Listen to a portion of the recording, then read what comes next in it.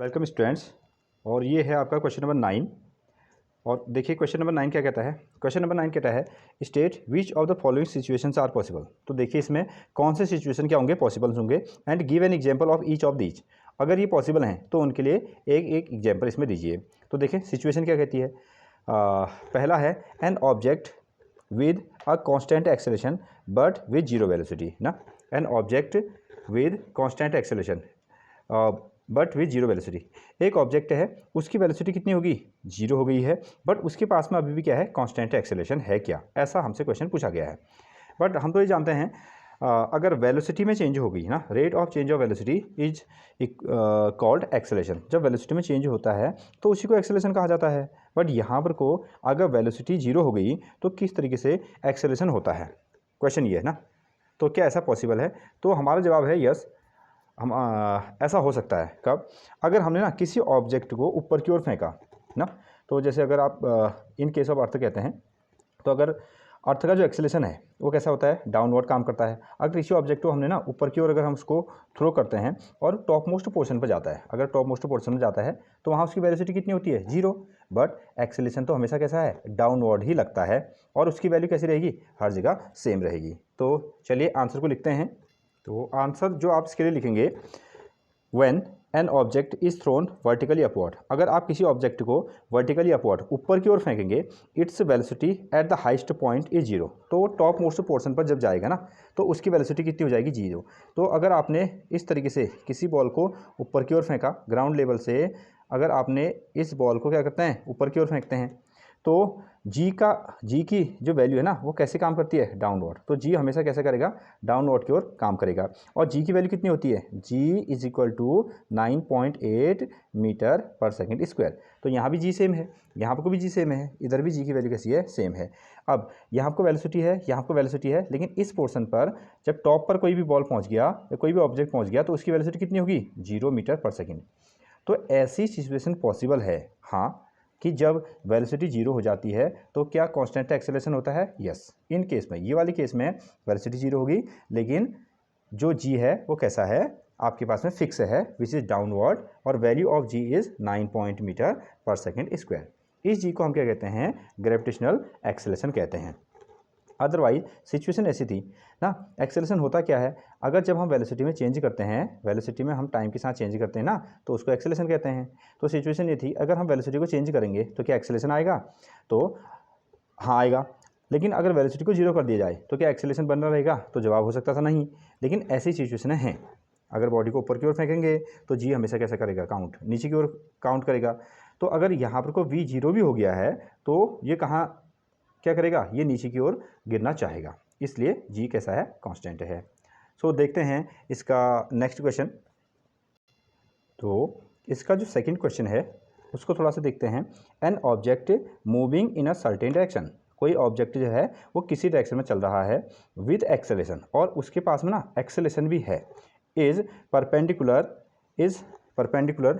To the direction ना, to the direction.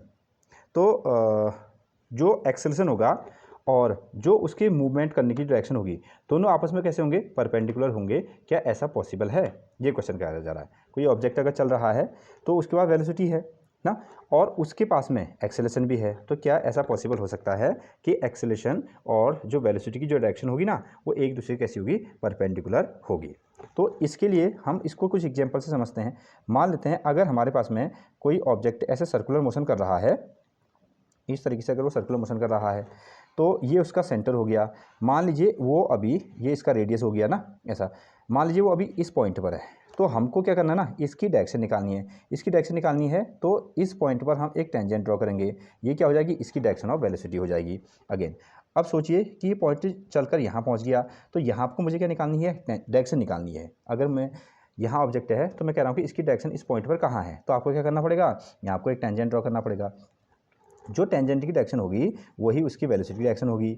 सोचिए object यहाँ पहुँच गया, ऑब्जेक्ट यहाँ पहुँच गया। अब क्वेश्चन ये पूछा गया कि यहाँ पर को बताइए इसकी डायरेक्शन क्या है, तो इसकी इस पॉइंट पर आप एक टेंजेंट ड्रॉ कर दो तो ये आपको वेलोसिटी की डायरेक्शन मिल जाएगी। यहाँ आपको पहुँच गया तो बताइए इसकी वेलोसिटी क्या है, तो यहाँ एक ड्रॉ कीजिए टेंजेंट, और टेंजेंट की डायरेक्शन ही क्या होगी, वेलोसिटी की डायरेक्शन होगी। ऐसी सिचुएशन बनती है। अब ये इसमें देखते हैं जैसे वेलोसिटी अगर चेंज होती है तो उसको हम एक्सेलरेशन कहते हैं।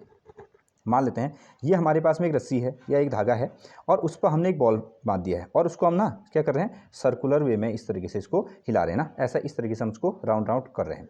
तो बताइए इसको फोर्स कहाँ से मिल रहा है? ऑब्वियसली इसके सेंटर से मिल रहा है, क्योंकि यहाँ से हमने इसको क्या किया हुआ है, बांधा हुआ है।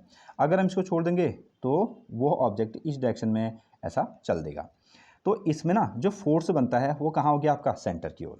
तो फोर्स कहाँ से मिल रहा है, इस पॉइंट से मिल रहा है। तो ये जो फोर्स की डायरेक्शन होगी वो कौन होगी, आपकी सेंटर की ओर फोर्स होगी।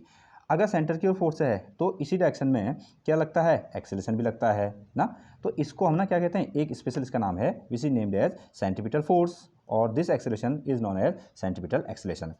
अब ये देखिए, तो ये डायरेक्शन क्या होगी इसकी, वेलोसिटी की, और डायरेक्शन किसकी होगी, इसकी फोर्स की, और डायरेक्शन किसकी होगी, एक्सेलरेशन की। तो दोनों के बीच में कैसा रिलेशन हो गया, 90 डिग्री का रिलेशन हो गया। तो हमसे क्वेश्चन ये पूछा है कि कोई ऑब्जेक्ट किसी भी डायरेक्शन में जा रहा है और उसकी वेलोसिटी है, उसकी वेलोसिटी में चेंज आ रहे हैं, उसकी वेलोसिटी में चेंज आ रहे हैं तो एक्सेलरेशन भी बन रहा है। तो ये ऐसी सिचुएशन बनाइए कि वेलोसिटी भी हो, एक्सेलरेशन भी हो, लेकिन दोनों के बीच में कैसा डायरेक्शन हो, कितने डिग्री का एंगल बने, 90 डिग्री का एंगल बने, which is named as perpendicular direction में चल रहा हो। तो इस सर्कुलर मोशन से हमको ये आंसर मिलता है।